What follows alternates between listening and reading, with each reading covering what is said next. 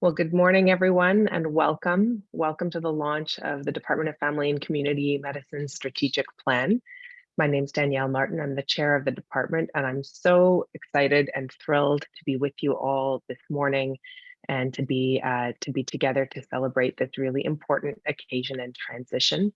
I want to thank all of you for joining and thank our Dean, Trevor Young, who's with us on the Zoom this morning. And before we begin discussing the topic at hand, it's important for us to pause for a land acknowledgement. And for that, I will hand to my colleague and friend, Danielle Raza, our social accountability lead. Thanks, Danielle, and good morning, everyone. I am not Indigenous. My parents and much later, much of my extended family arrived here to Turtle Island as settlers. My family's heritage, it extends to modern day Pakistan and India. And today, they, my family, as well as many of the DFCM's programs, divisions, and sites are located on the traditional territory of the Huron-Wendat, the Seneca, and the Mississaugas of the Credit. The grounds on which I'm speaking to you today from are located in the treaty territory of the 1805 Toronto Purchase between the British Crown and the Mississaugas of the Credit. Now, it's not lost on me that in 1947, another act of the British Crown led to the carving up of my ancestral homeland and a resulting migration that many in my family did not survive. Indirectly, it also led to my parents' emigration to Canada as migrant settlers in the midst of the 60s scoop. For me, it's a reminder that colonialism is a current, ongoing process, one that cannot be passively accepted but actively resisted. As the Truth and Reconciliation Commission has put it, for over a century, the central goals of Canada's Aboriginal policy were to eliminate Aboriginal governments, ignore Aboriginal rights, terminate the treaties, and through a process of assimilation, cause Aboriginal peoples to cease to exist as distinct legal, social, cultural, religious, and racial entities in Canada. Despite this, from the Kanesistake resistance to Idle No More and the Wet'suwet'en land defenders, Indigenous communities continue to demonstrate ongoing resilience, resistance, and leadership. So it's in this spirit of solidarity that I offer this land acknowledgement and continue to commit myself to the TRC's calls to action, in particular to their 7 calls to action for health. Thanks.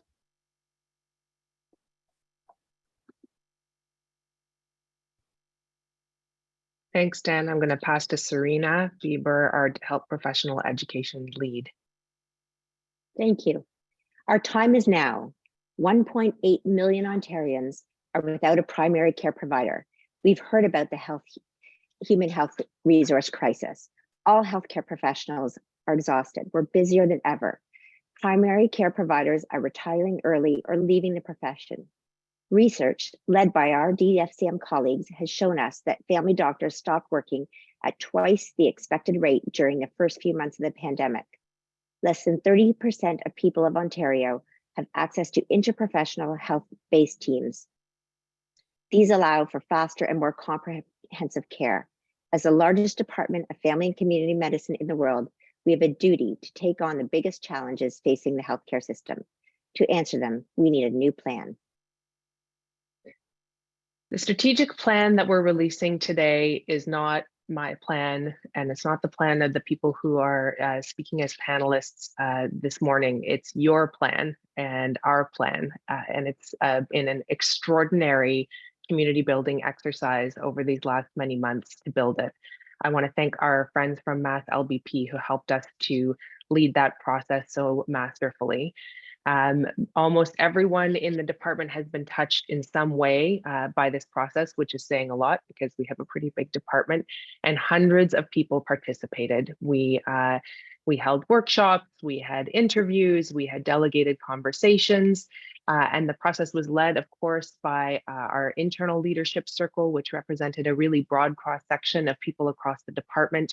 And I want to particularly thank the Indigenous Leadership Circle and the Lived Experience Circle. I know that many members of our Lived Experience Circle are on the call today, as well as our external partners who from all over the world, experts who participated. It was those people who really pushed us to think about our accountability as a department to the communities we serve, and to make sure that the patient and family voice, as well as the voice of structurally marginalized communities, was really heard and felt in this plan. So we're going to hit a few highlights of what's in the plan today. But I want to say that it's my deepest hope that every person in this department sees themselves reflected in the plan.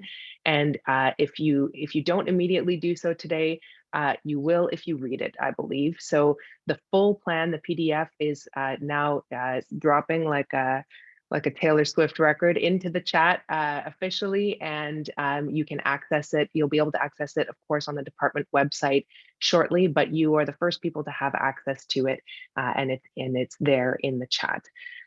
So thank you all for participating.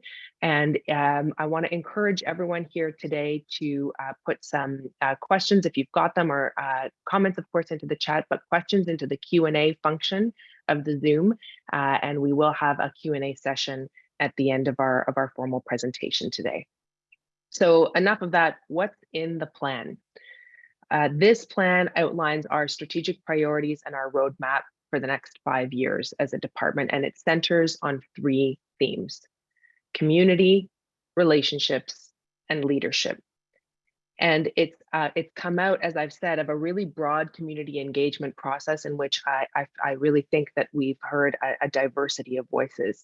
But enough about that from me. We're going to hear a little bit from some folks who participated in the process along the way.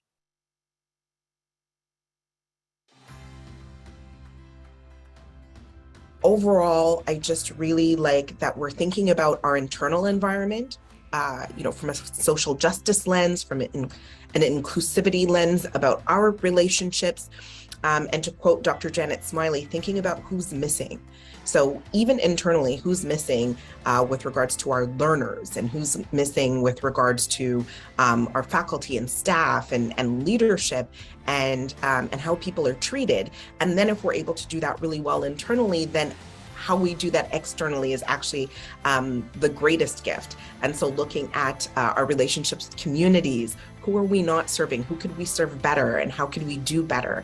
And I think that's a beautiful thing that will help us to train the leaders of the future, because that's what we do. So I'm really excited about the general direction that we're headed in with the strategic plan. What excites me about the new strategic plan is its emphasis on community. Our Department of Family and Community Medicine is very broad, and it encompasses sites from Mississauga, where I work, and all the way to rural communities. What's amazing about our DFCM and our faculty is that we're spread across this broad region, and we've all been a part of the engagement process. Our patients are from all over this community as well, and we're involved in this process. And to me, that's really exciting because it shows us who we are and also what we're capable of. And the next few years are going to be really exciting for us as we try and advance the issues that matter most to our entire community. I'm really excited that this is going to be launched, and primarily because it focuses on 3 main areas, so community, leadership, and relationships. And I'm particularly excited about the relationships part because some of the things we talked about were things like early career mentorship, which I think will be vital for residents coming right out of their learning and starting practice. I am most excited to see our department prioritize addressing Indigenous health and reconciliation, supporting our faculty, learners, and staff in understanding how to develop and deliver culturally safe care, and in forming long-standing, healthy relationships with the Indigenous communities that we serve. I am thrilled to have a growing team of Indigenous colleagues at the DFCM working together with Dr. Danielle Martin and DFCM leadership to intentionally incorporate Indigenous health and reconciliation into the foundation and vision of our strat plan. And I look forward to working with everybody in the department as we go forward in what is a truly inspirational time. Thank you.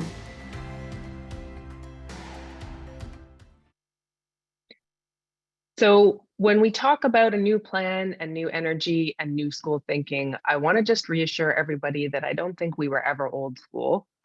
This is a department that has always been at the cutting edge and at the forefront in a discipline of family medicine that has been both foundational to healthcare for hundreds of years, even before it was, an official designated specialty, but also at the cutting edge of the way that we think about health. And so it's always been new school. It's been new school to think about training family medicine specialists as a discipline. It's been new school to advance the global and international work, the quality and improvement work of the department. It's been new school to think about the ways in which research are conducted. But the challenges we face, as we heard from Serena, are real, and they're going to require, I think, next level responses from us and from our department. And that's what the plan gets into in some detail. So what do we mean when we talk about new school thinking? Well, what we mean in part is accountability. And we heard a lot about this through the process, including some really pointed insights from our external leadership circle, asking ourselves not just what is our community or who do we serve, but actually to whom are we accountable? And what does it look like to be accountable to communities, to the people who we serve and don't yet serve but need to be, to our learners for the best possible education, but also for shaping the health system that they're going to come out into. So we're not just training excellent family doctors and then graduating them out into a system that's unable to support them in practicing the highest level of their craft, and accountable to communities that we have done a poor job of as a healthcare system and as a discipline and as a university historically of supporting, and really thinking about making ourselves accountable in meaningful ways to those groups. New school also means action. And so not just thinking about words, we've had a long conversation amongst the vice chairs in the past week about making sure that this plan is not a document that collects dust on a shelf somewhere, but that it lives in our department, in our actions and activities, in the ways that we allocate our resources and our energy. And it's going to take all of us, of course, to do that together. It's not something that a small group of leaders can do alone.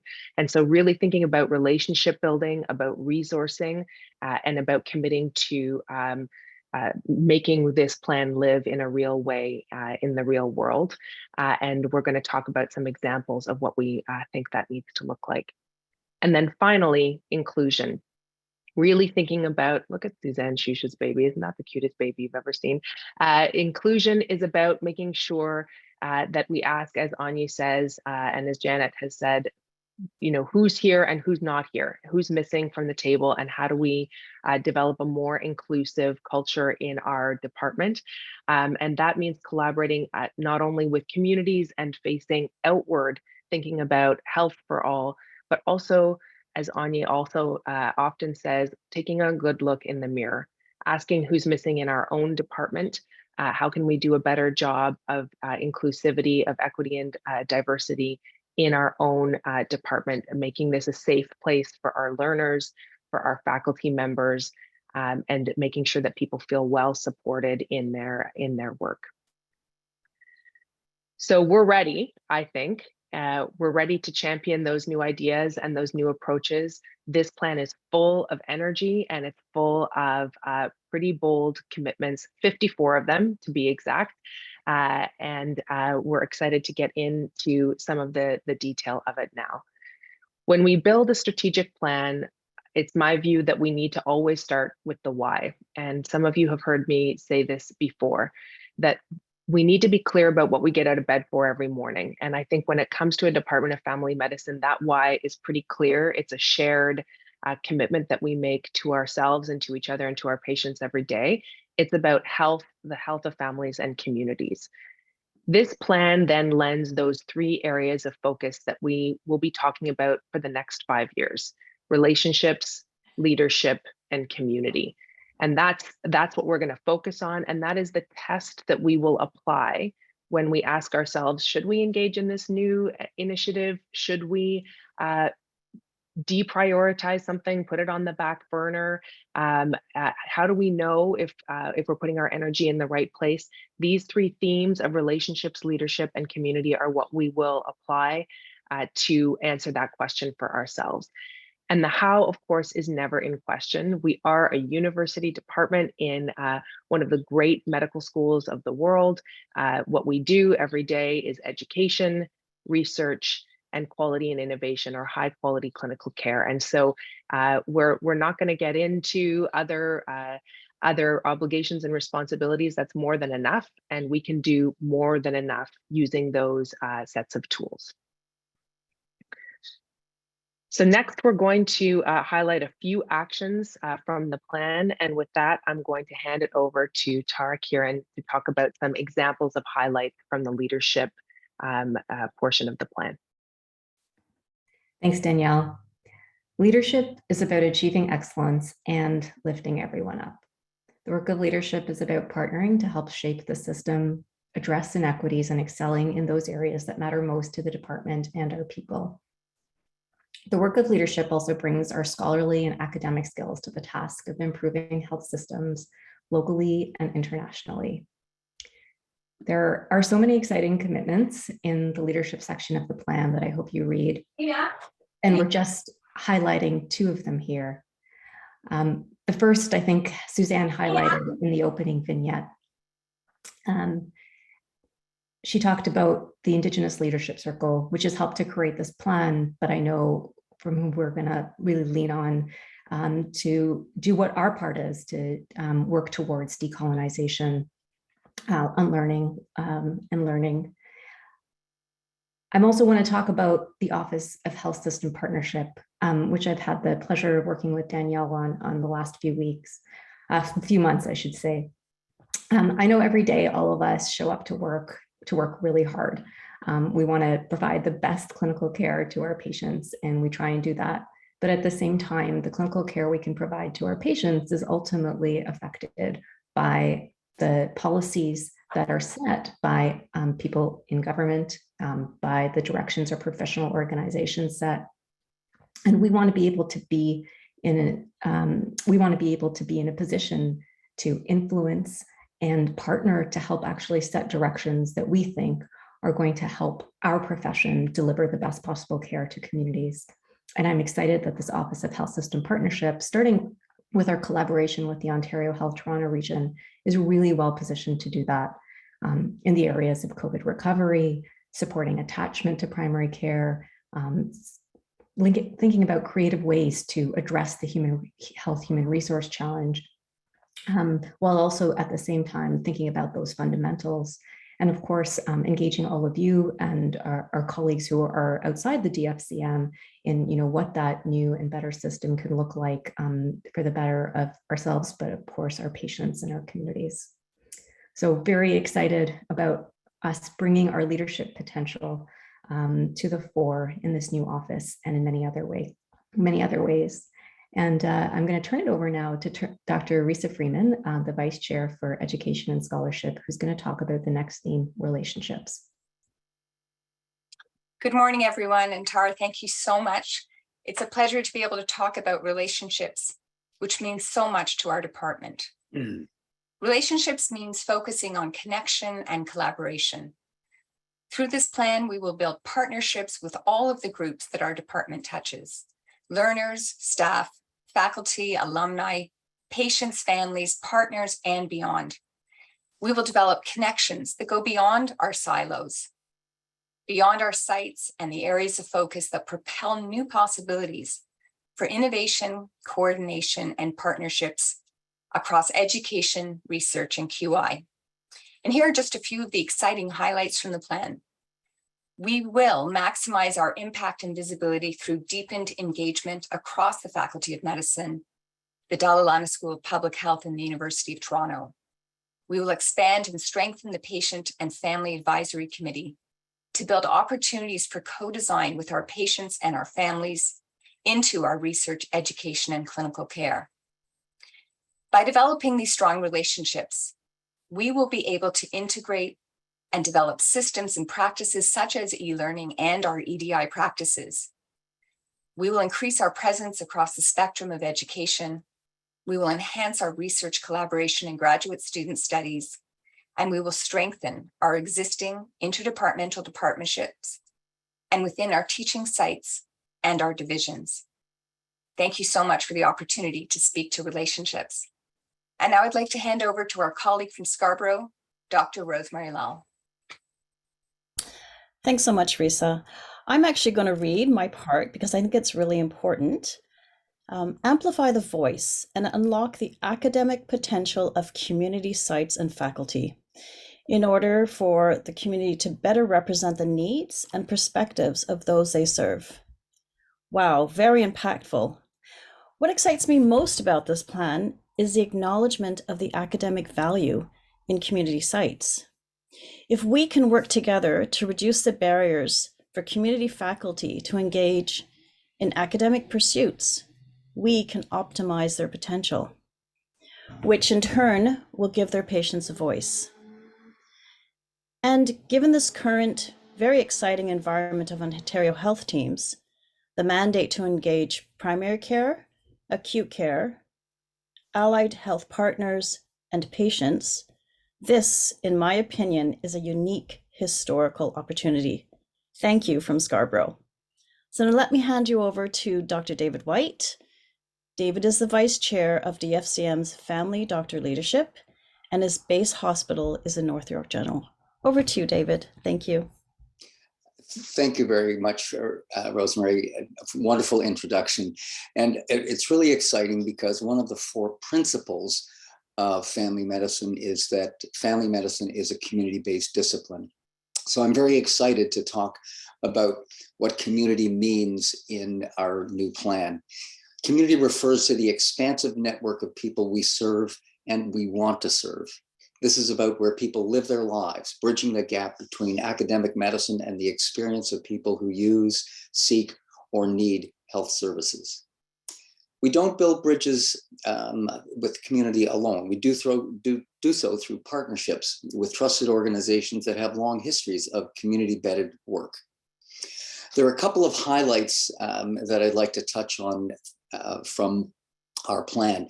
Tara Karen spoke earlier about the Office of Health System Partnerships, and we're going to create a new vice chair of community and partnerships with a mission to develop impactful partnerships with community organizations and groups, especially those serving equity-deserving communities, to promote better health outcomes for all. And then another important mission and aspect of this is building our partnerships with the Ontario College of Family Physicians. Again, the community of practice, and there've been a couple, but Peter Selby has led one, and Tara Kieran has led one with regard to COVID-19 that has been extraordinarily impactful throughout Ontario. And we want to support primary care providers in building capacity in Ontario and beyond, nationally, internationally, and globally. Those things really excite me. I'd like to turn it over now to Dr. Michael Roberts, DFCM's Health Humanities Lead, to give us some thoughts about the meaning of community at a very deep level. Michael? Thank you, David. A community of the spirit. There's a community of the spirit. Join it and feel the delight of walking in the noisy street and being the noise. Drink all your passion and be a disgrace. Close both eyes to see with the other eye. Open your hands if you want to be held. Sit down in this circle.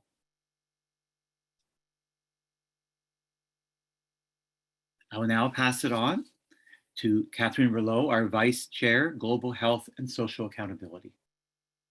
Thank you, Michael, and thank you for those great words. My role is to now direct our attention to doing and implementing. This is an exciting and ambitious plan, and just like we built it together, we now need to implement it together. We know that people are working very hard, that these have been challenging times and that some of you are tired. And so the intention here is not just to add more work, but instead really to create a common purpose, a common direction, and really a source of vitality and momentum in our very, very rich community. So to implement this plan, we'll need to create space and talk. Sorry, my computer says I'm muted, but I'm not.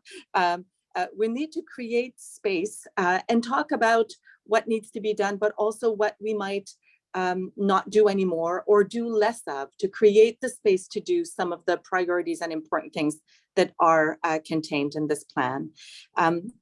The implementation of this plan also includes growing the resources we need to do what we need to do and to develop and grow our teams to get the people that we need to implement, again, this ambitious vision. No one will be asked to do more with less, and there is a lot of exciting things to do.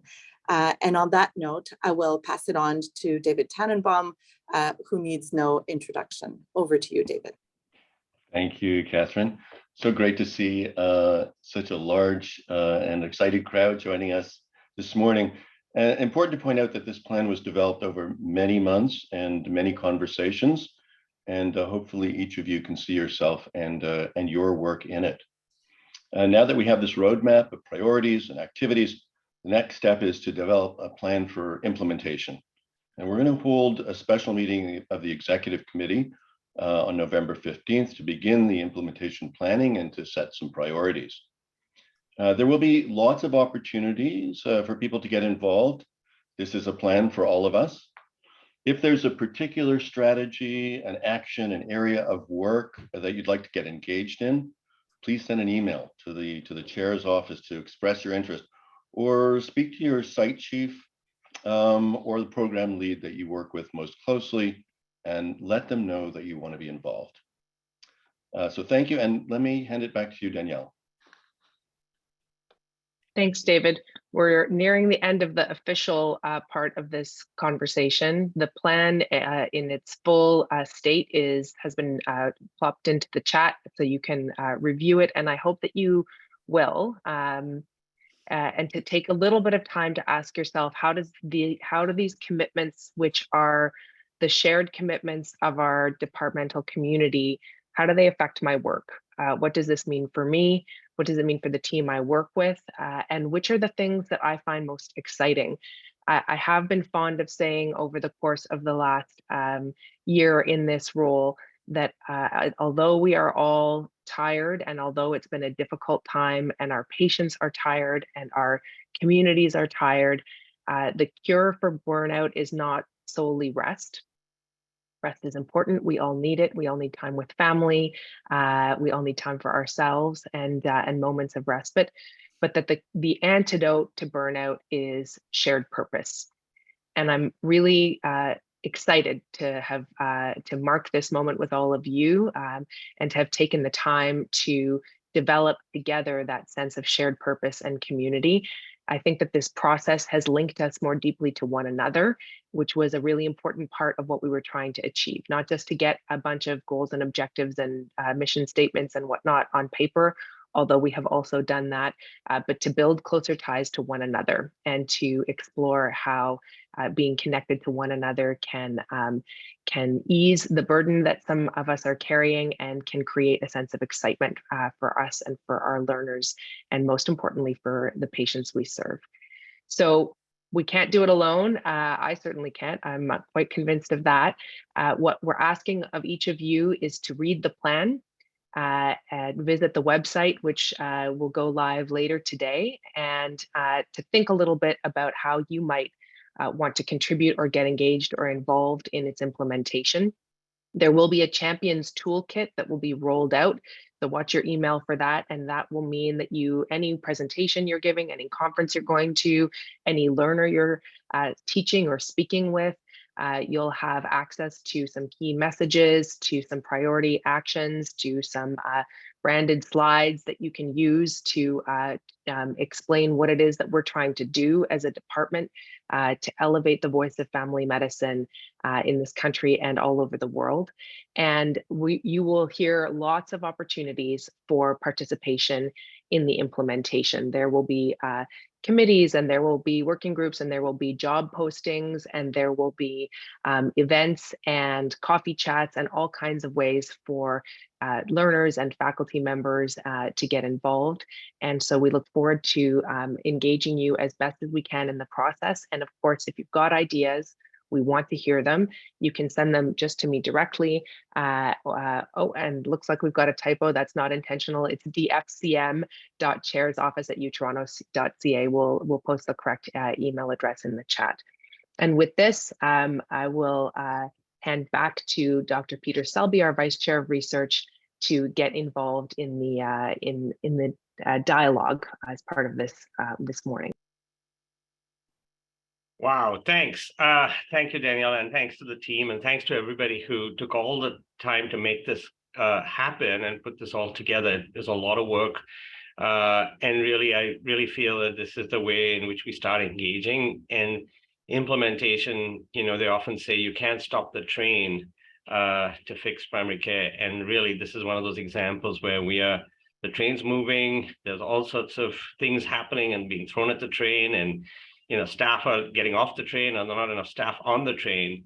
But through that, I think, as Danielle pointed out, you know, the antidote to burnout is purpose. And that goes back a long, long time through philosophy, through the centuries. And clearly, you know, I've been mostly inspired by Viktor Frankl, is that in all of this, we've got to find our way forward. And it happens especially if we build community. Community and relationships is the critical piece of this. So, you know, without further ado, I'm going to jump onto the first question that we see in the chat, and I'll open it up for anybody on the panel to ask this, especially people from the Office of Health Systems Partnerships. Norm Bottom says, our greatest challenge is providing more trained family physicians. And the question is, what is being done to increase the number of trained family physicians? So I'll punt that to you, Danielle, if that's okay. Sure, I'll start, and Risa and others may want to join in. Well, there's some good news and some bad news there, Norm. I mean, the first thing to say is that we have been approved by the Government of Ontario for expansion of family medicine residency positions across the province, and medical school expansion that goes along with that. And so there will be more opportunities to train family physicians. That's the good news. The bad news is that outside of U of T, and I take no particular, no pride in being competitive on this. We fill our spots. We have filled our spots fully in the CARMS match up to this point. Partly that's because of our excellent program, but it gives me no joy to say that that's not the case in other programs across the province and the country. So having the positions is not the same as recruiting the learners and making sure that people feel excited to fill them. And then compounded on that, and we heard this in the strat planning process from our residents and new graduates, many of our new graduates are choosing not to practice comprehensive family medicine. And of course, we need our colleagues who practice emergency medicine and palliative care and sports medicine. Now, these are all like important parts of our discipline and important services to our communities.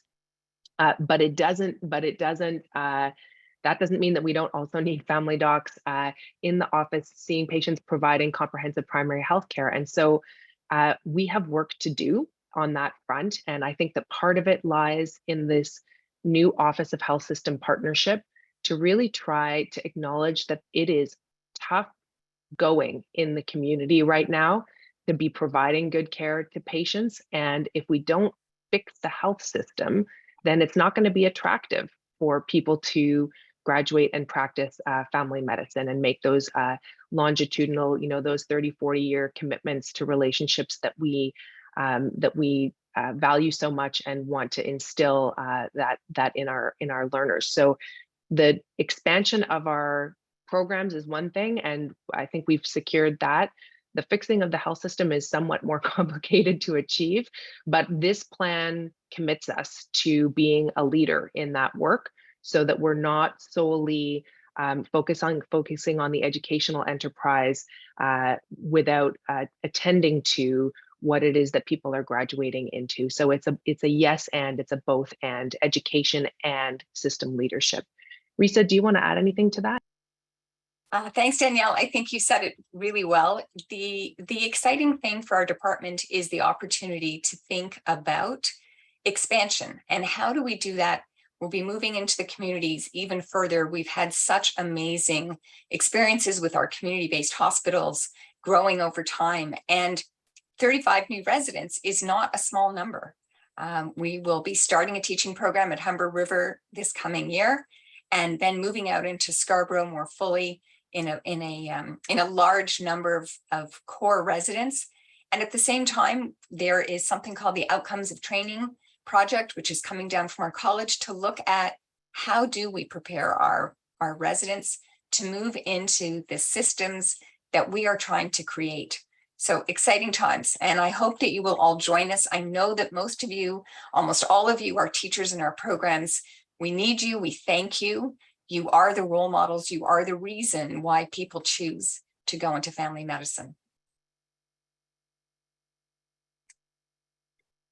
Thank you so much. Anybody else on the panel who want to talk about it? I think the other issue is that if you look at the strapline, I think, I'm not sure if I was paying attention to the question, I'm not sure if Danielle got to it, is that, it's not just about us being more family physicians, it's growing teams and being innovative in how we support and who we grow. And, in our own backyard, we have the PA program that we are responsible for. And there's a line in the plan about how we further and deepen that impact and the use of other members of the team with us to really make sure our communities become healthy, so and stay healthy, so and get the care they need. So I think we have to have this multi-pronged approach to it. And I think again, I'll just go back to Norma asked another question about many eager students go out of the country, and are the medical school positions increasing? And I don't know if I have an answer to that, and I don't know if you want to. Yes, they are. Respond to that. Yes, they are increasing, but a medical school position does not necessarily translate into a comprehensive family physician in the community. So that's and I think we have to be honest with ourselves that that's our job. That's our job. Is to fill that space in between. We can't do it alone. We need the support of government. We need the support of our faculty of medicine and of our communities, et cetera. But that's to us to figure out. Back to you, Peter. Thank you. So there are two questions, I think, one from Catherine, you and from Amita Dale, and I think I'll combine them to get to the panel. And the question is, for those of us who practice in the community, can more tangibly get behind and embrace the plan. Can you give examples of how our roles might evolve into as we implement this plan? That's Catherine's side of it. And again, Amita's more specific, interested in how, with respect to the engagement of community teaching sites. So I think it's more broad than that, but Danielle, do you want to kick us off? And then I think we'll go around. And I'd like to answer that as to how we're doing that from a research perspective as well. For sure, and Rosemary, I might ask you to chime in as well. I think that so this is a critically important set of strategies, and I just want to say from the outset, it's been clear in the pandemic that the outcomes of communities in the inner suburbs of the GTA have been substantially worse throughout the pandemic. Infection rates, access to care, mortality.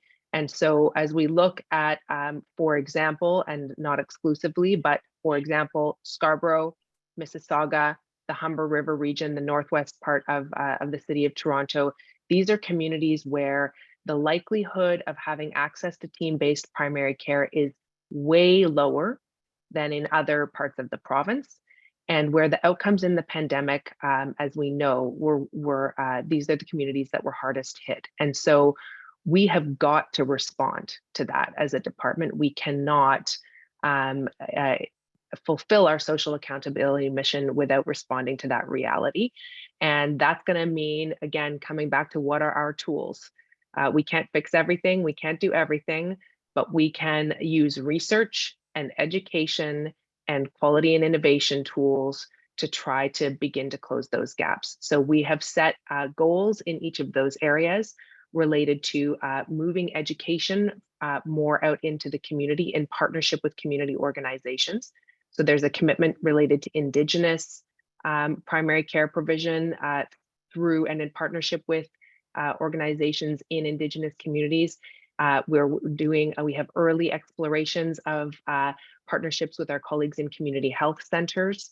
And we are going to need to build around community-based faculty the kinds of supports that are required to participate further. So education, research, and Peter will speak to this in more depth, really looking at how do we put in place funds and concrete supports at the DFCM Central that people, community-based faculty can access to participate in research. How do we make it worth people's while to sign up for Utopian and participate in research? And some of that will relate to the work of QI that Tara and her team lead around helping to identify what is it that community-based providers need to close gaps in quality of care and putting in place active supports. So concrete things that will reduce the pain points of people's day-to-day in the community to allow them to give better care to patients and better education to learners and participate in research. And it's going to have to get pretty concrete because otherwise it's just, words on a page. Rosemary, if you want to add to that, and then Peter. Thanks very much, Danielle. So I looked at the last 5-year strat plan and I was really saddened to see that there wasn't an intentional inclusion of community sites. And this is the difference with this strat plan. You have deliberately said, we're going to engage our community. And I think when you make that part of your strategic plan, recognizing our value in the community, that's the first step. How do we actionize this? Well, it's giving us infrastructure. So for example, in the era of Zoom, I don't have to travel. It takes 3 hours out of my day to actually attend a meeting downtown. That really is a roadblock because those are 3 hours that I could spend seeing my patients. So I thank Zoom for that. And again, moving back to the infrastructure, we don't have that in the community formally. There's a few of us who really feel that we need to give our voice, but I think we need to extend that group. So this is the beginning. And I'm hoping that everyone on the call that belongs to community sites really puts their voice in and says, this is how you can help us. Okay, because with the community, you're going to hear our voice. And I'm going to put a plug. I know Peter's going to say this, but Utopian. Please, please, please, everyone sign up to Utopian. If you're one of the 3 EMRs that Utopian pulls data from, it doesn't mean you have to be part of research, but your patients will get a voice, right? We're going to get their data. And I'm sorry, with all due respect, downtown does not represent the patients in Ontario. So if you're one thing you're going to do from this, sign up to Utopian because your patients will get a voice that way. Thanks. Well, thank you. I can't be more happier than Rosemary, and your check's in the mail for that. But here's where I want to come to you. So as the new Vice Chair of Research, I want to really echo this, that I believe that the people who actually see the first and what's going on is community-based family physicians who have patients coming through, often with not a lot of support, and you're seeing things evolve. You're seeing issues around communities, and communities, as I meant, is not just somebody who's out in the suburb, but people from different parts of this world, the entire diaspora of the world that comes across your offices. You are a witness to so much.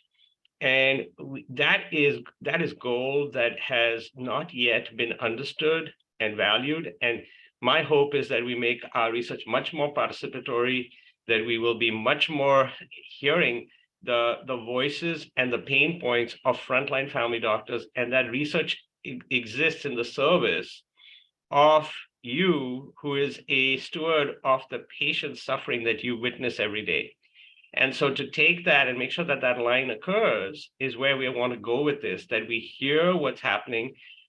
You drive what are the questions, you drive what we have to answer for you, and then help you put that into practice and then see if that makes a difference.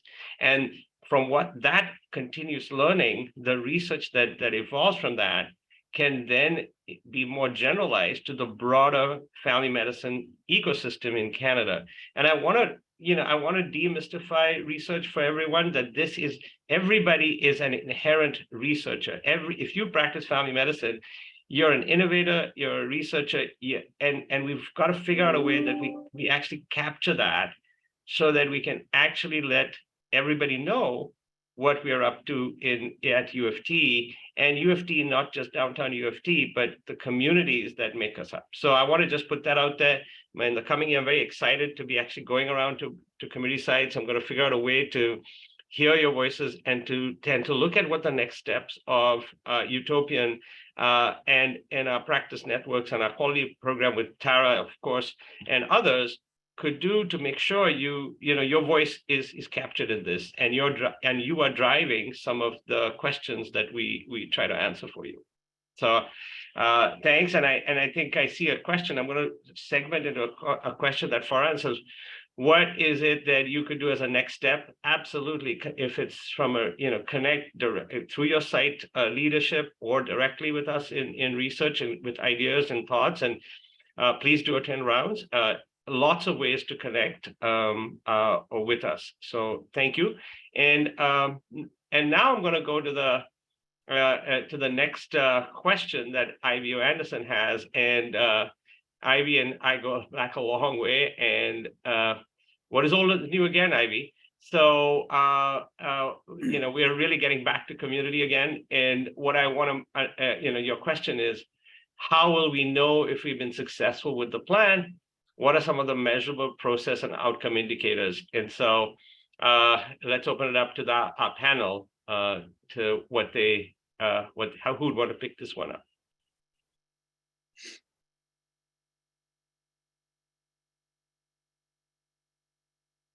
I'll start, and I want to say that I think when you have a chance to, and I know we've only just released it, to take a look at the plan, you'll see that there are quite a few items that are pretty directly actionable and not perhaps binary in their outcomes, but we went through these in detail as a vice chairs group earlier this week. There are some that can simply be done and are a question of resource allocation, emphasis, leadership supports, etc. I think that there are, this is the work of implementation planning. So what we have done here is we have set out our direction and the actions that we're going to undertake. And now, of course, the hard work starts, and that's going to include asking ourselves the very good question you've asked, Ivy: how will we know that we've succeeded? And that's going to be, as David T has said, we'll pull together the executive on the 15th of November to begin that journey. But a lot of those kind of process indicators along the way need to be set by you and by the teams who are going to be doing the actual work. So this is not one thing I have learned in this last year of the privilege of leading this department is this is not a command and control environment, which I love about it. This is an environment in which incredible people do incredible work, and the job of the leadership is to empower them, enable them, and get out of their way. And so it will have to be the teams who determine what is the pace, what is the prioritization and sequencing, what are the measures of success. And of course, we will have regular check-ins as a department along the way and hold ourselves and each other accountable. And I can assure you that our communities will also hold us accountable. I know that we have members of our external leadership circle on the call this morning. We have our dean on the call. We have members of our lived experience circle on the call. These people donated their time and put their trust in us to help us to build a great plan. They will let us know if we are letting them down. So I think we welcome that. That's part of the accountability piece. But do I expect to have a heavy KPIs document, Ivy? I think that's not the culture of DFCM, but we will make sure that we hold ourselves accountable in meaningful ways. Yeah, and I look forward to it. I know from the research side, we are going to be really looking at how we amp up our community-based researchers and support for community-based researchers. And so there will be metrics of that. And as we did the review of research and looking at internationally and globally, the impact of family medicine research goes beyond grants and publications, and it's really looking at ways in which you can measure the impact at the community level. At the end of the day, is it making a difference to the people? So that's where certainly the research sort of metrics have to go, and it's happening more broadly at all research, not just in family medicine. Like, what's this return on investment in research? So we look forward to that. But there's some really great other questions that are coming in here. It's the tough question for all of us. In the words of Catherine Lowe, what are we going to do less of? And maybe we can ask, I don't know whether we do less of something, we do more of the good stuff, so the less of the not good stuff happens. And I think that's part of it, is these priorities that get set will automatically get us to do less. So I don't know if anybody else wants to pick that up on the panel. Rosemary, yeah, go ahead. So last night, Scarborough had a meeting of family doctors. We had about 60 people attend, and then we had breakout rooms, and actually the meeting was about burnout. And one thing that came loud and clear, and I know this is not the forum for it, but I'm bringing it right out there, our forums. We're being killed with paperwork. And I think as a group, we've decided that we need to bring this up to the OMA. The OMA president was part of our group, and she heard it. And the other piece is EMR. Okay, so I think not doing less, but being more efficient, right? I think that's important. And if we increase our efficiencies, we decrease the time that we waste on stuff that shouldn't be ours. So when we do less, yes, we just be more efficient. And efficiency has to actually be all our other organizations helping us. So sorry, I had to chime in there. Thanks for that. You're absolutely right. And I think there's in the strat plan, there's this issue around how the teams and non-traditional supports for family docs is also figuring that we need to look at that and examine that. But what I want to go, I know we have only about 8 minutes left and there's lots of questions. So I'm going to invite our panelists to look at some of the open questions, start typing answers to any of them that you can see. One of the things I want to bring up is, I think it is really, there are two things. I think I'll go to Mark's question first. As we have an aging population and housebound seniors, and I'll also add, I've heard of a lot of lonely seniors living alone in Ontario, in Toronto especially. The typical office-based care is not going to meet their needs. How will we ensure that the family doctors of tomorrow are trained in providing home-based care?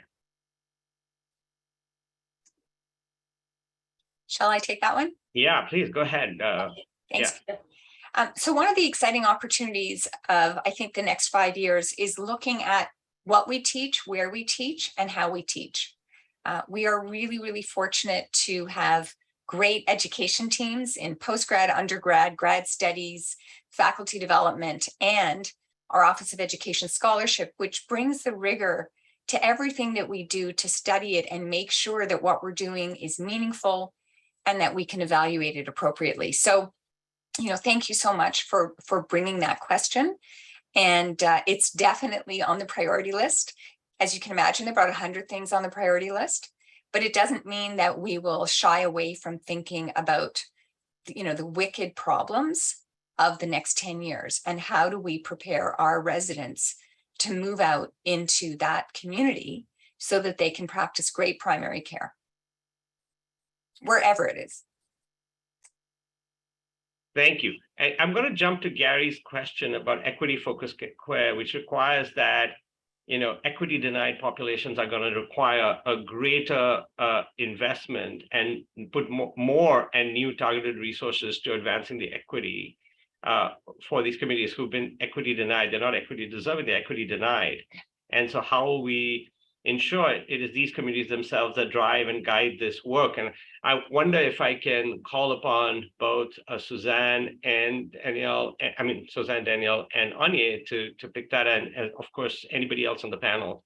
So I wonder if you can talk a little bit about that. I guess I'll go first since you said my name first. Hi, everybody. Hey, that's a good question. Honestly, I don't think that we're looking at using a disproportionate devotion of resources. We're looking at using the resources that we already have, and we're looking at reallocating the way that we work, the time that we spend, the way that we're having residents and medical learners and even staff and faculty accessing opportunities to work within communities. I think that if we can start bringing more and more learners and more of our faculty into the community-based care that's already being provided. For example, with the Indigenous Leadership Circle, we're really looking at how do we build and create clinical opportunities for people to engage in Indigenous health clinics, working in the clinics that we're working with or sharing resources out into those communities. I think that that's kind of the goal that we're looking at. So for example, if we have a dietitian, if we have, someone who can go into a community around you that is in need. So partnering with the resources that are existing, with community agencies that are already providing services, and with community agencies where people already feel safe going, and then reaching out to see how do you partner and how do you actually share the resources that you have.